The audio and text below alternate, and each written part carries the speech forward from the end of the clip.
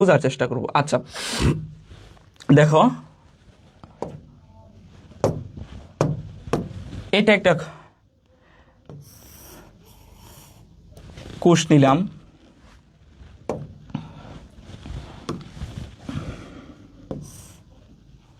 একটা কোষ,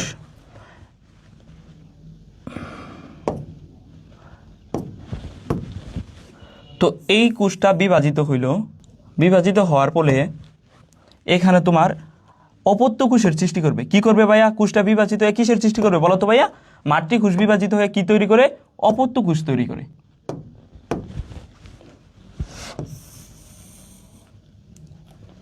মাতৃকোষটা বিভাজিত হয়েছে, বিভাজিত হয়ে কি তৈরি করবে?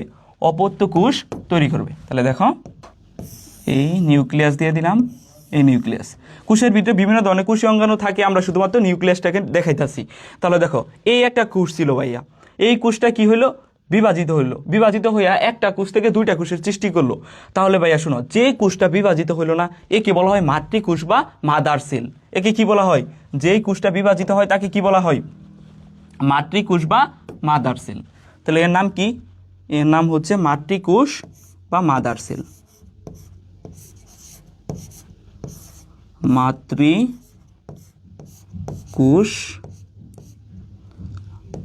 বা মাদার সেল।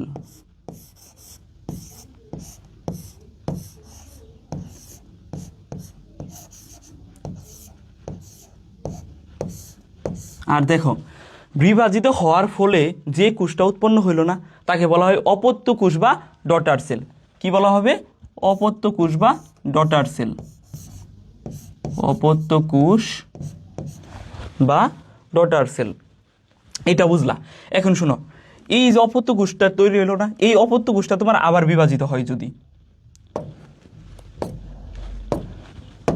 এই অপত্য কোষ এখন কি হবে? আরেকবার বিভাজিত হবে। দুইটা কোষ থেকে যদি চারটা কোষের সৃষ্টি হয়,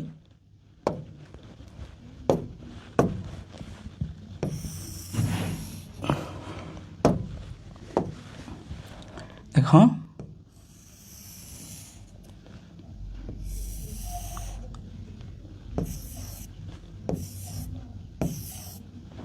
এখন কি হইলো ভাইয়া?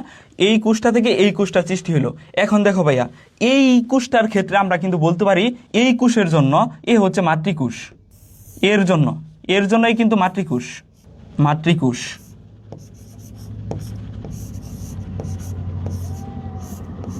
হচ্ছে মাতৃকোষ। আবার এ যেহেতু এই কোষটা থেকে এই কোষটা উৎপন্ন হয়েছে, এটা হচ্ছে অপত্য কোষ, এটা হচ্ছে অপত্য কোষ।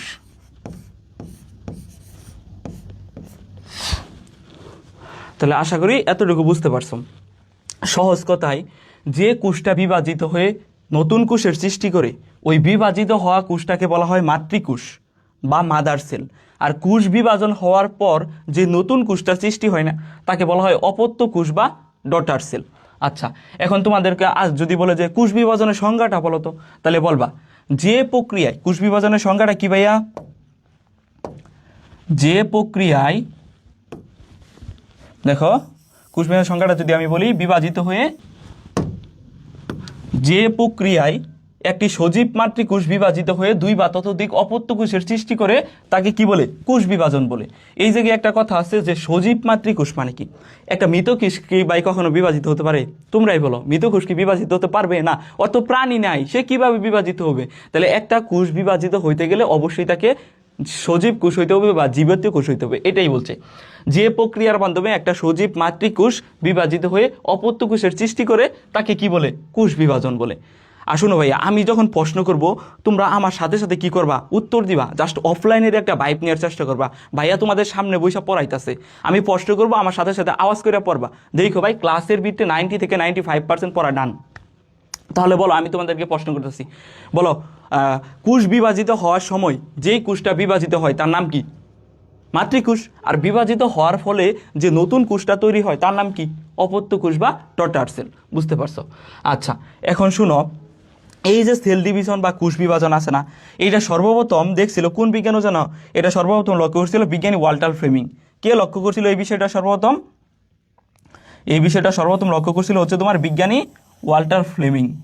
কত সালে লক্ষ্য করছিল বিজ্ঞানী ওয়াল্টার ফ্লেমিং? এটা হচ্ছে তোমার 1882 সালে সর্বপ্রথম লক্ষ্য করছিল কোষ বিভাজন। তার নাম হচ্ছে বিজ্ঞানী ওয়াল্টার ফ্লেমিং। ওয়াল্টার ফ্লেমিং এটা দেখছিল, কোষ বিভাজন লক্ষ্য করছিল বা সেল ডিভিশন। কোন প্রাণীতে এটা আসতে পারে? সামুদ্রিক স্যালামান্ডার প্রাণীতে। যদি বলে কোন প্রাণীতে লক্ষ্য করছিল, পারবা না ভাইয়া? কোন প্রাণীতে লক্ষ্য করছিল বলো তো? সামুদ্রিক স্যালামান্ডার প্রাণীতে, যেটার বৈজ্ঞানিক নামটা ইম্পর্টেন্ট। হ্যাঁ, সামুদ্রিক স্যালামান্ডার প্রাণীতে, যার বৈজ্ঞানিক নামটা হচ্ছে কি? টিটোরাস মেকুলোসা।